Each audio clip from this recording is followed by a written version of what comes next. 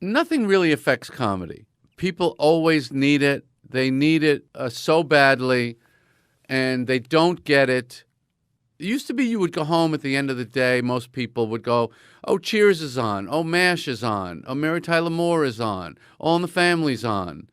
You just expected there'll be some funny stuff we can watch on TV tonight. Well, guess what?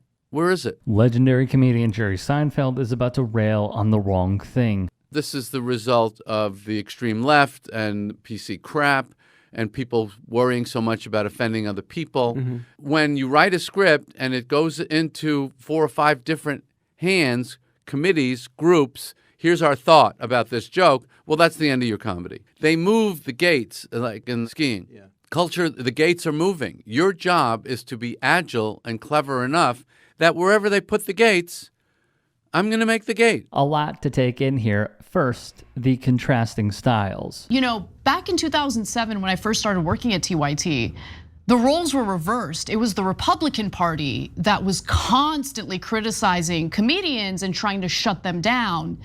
Now, I mean, I do think that there are still efforts or people who complain on the right about some forms of comedy, but overall, the people you hear from the most are those on the left who are offended by comedy. Yeah, and that's one of the places I was going, Anna. Yeah. Exactly right. When I started, it was the right wing that hated the comics. Now it's the left wing that is constantly criticizing the comics. But what I was gonna say is I think Ricky Gervais pulls it off pretty great. Okay, and I know a lot of people will disagree and etc.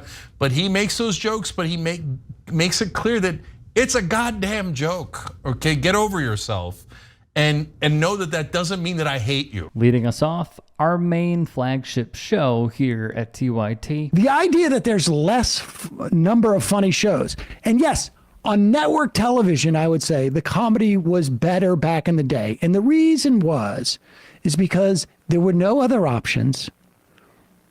The competition wasn't as stiff. The industry was still very young.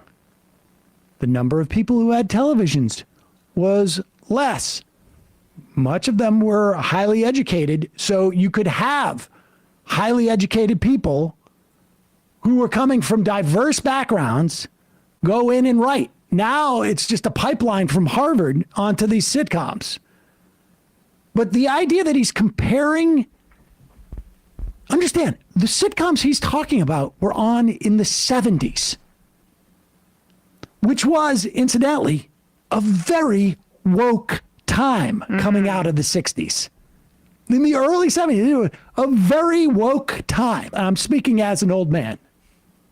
This is what this old man doesn't understand. When he starts mentioning these shows, he's talking about television programs that were on 50 years ago. 50 years ago. And second, Sam Cedar and The Majority Report, seeing it quite differently. In the early 90s, mid 90s, I did sitcoms. I saw what happened with those things. They would give it to the network and we would have to change stuff. They'd give it to the studio. We'd have to change stuff.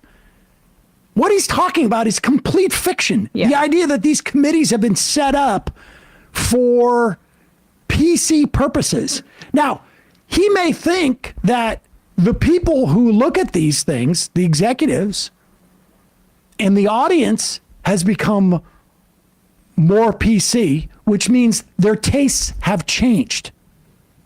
Yeah. That's what it is. Like, this is just the redo of him complaining about his gay king joke that wasn't funny to people anymore. So, I got a few takeaways from this.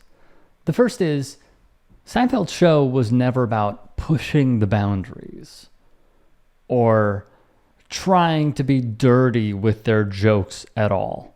So, my gut telling me that he is internalizing, well, I could never do Seinfeld today, is just simply wrong and is an old trope that many within his age demographic cling to when having these day-to-day conversations on the ruinizations of comedy, when it just simply does not exist.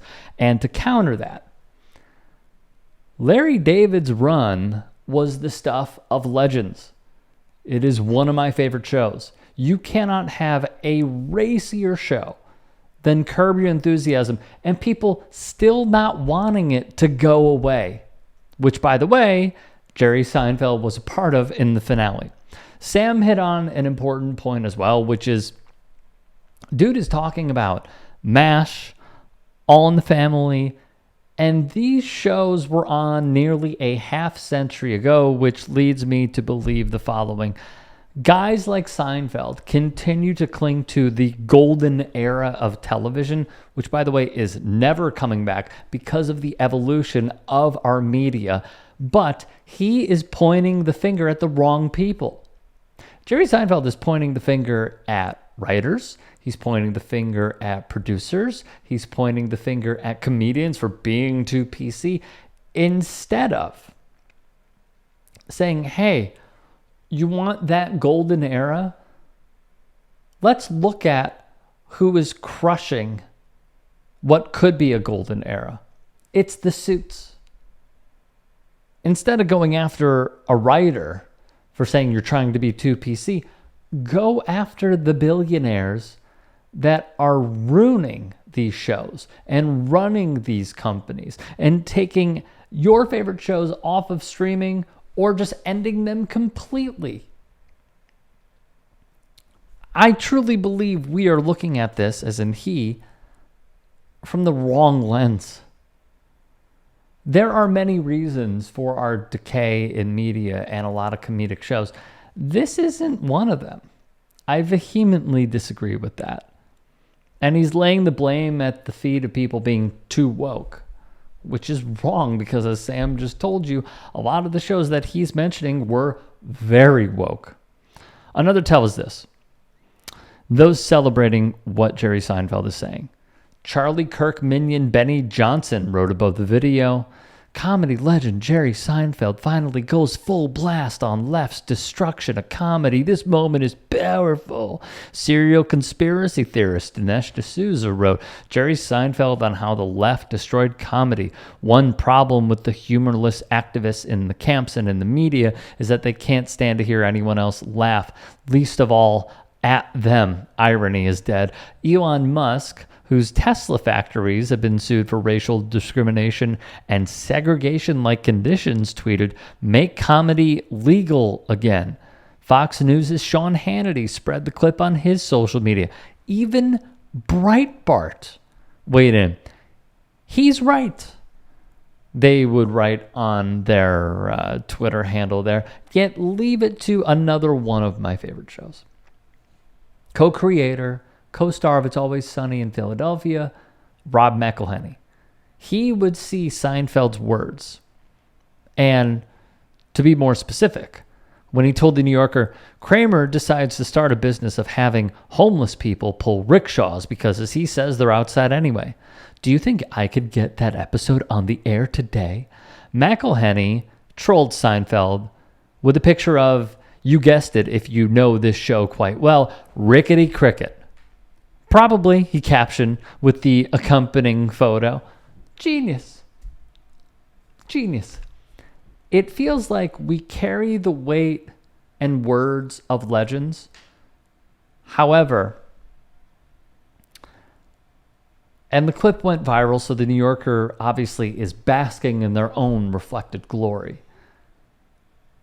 But there needs to be room for nuance and fact-checking, and it sounds like what Seinfeld is saying is just out of touch because it is not based in reality.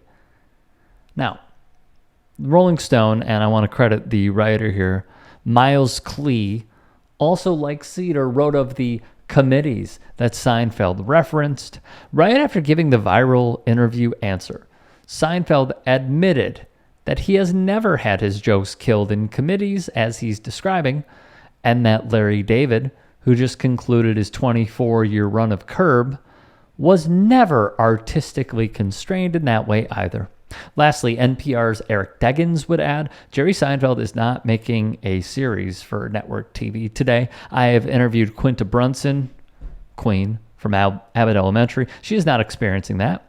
I think Jerry is regurgitating excuses from people who had projects die for who knows what reason. Network TV isn't spending money on scripted shows. The TV audience isn't interested in old school sitcoms. there's lots of other possible reasons for why there aren't as many sitcoms on network TV, and no evidence that wokeness has killed anything. If you can, please do support us here at TYT Sports. Become a channel member. Go to youtube.com/TYT Sports and click the join button, or go to TYT.com/join. In addition, you can follow me on Twitter, Instagram, and TikTok. Appreciate all the love.